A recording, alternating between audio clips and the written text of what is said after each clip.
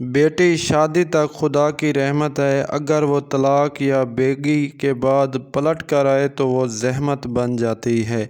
हमारे माशरे में मर्द ये तो बताते हैं अकेली औरत महफूज नहीं, मगर ये कोई नहीं बताता कि महफूज क्यों और किससे नहीं। अगर जिस्मों से खेलना मोहब्बत होती तो तवाइफ दुनिया की सबसे खुशकिस्मत औरत होती। हम कितना अजीब हैं, मोहब्बत का इजहार तो जोश व खरोश से करते हैं, मगर इसको बरकरार रखना भूल जाते हैं।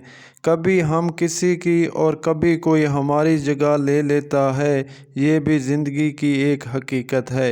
इंसान की ज़ात सरासर एहसास है और एहसास का हर ज़रा मोहब्बत है, फिर मोहब्बत का हर लम्हा बहसे तकमील है।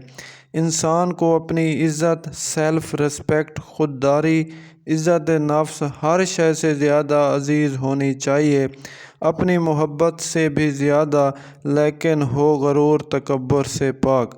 और फिर ज़िंदगियां उजाड़ने वालों को लगता है कि उनका हिसाब नहीं होगा। औरत हो या मर्द, मोहब्बत में एक से ज़ायद ऑप्शन रखने वाले बिला आखिर घर के कोनों में छुप छुप कर रोते हैं। लिहाजा अपने जीवन साथी के साथ वफादार रहें। अपनी मोहब्बत को निकाह से हलाल करो, वरना खूबसूरत जिस्म अच्छे दामों में भी मिल जाते हैं। वो मर्द औरत को छोड़कर तवाइफ की तरफ जाता है जो कहता है सब चलता है।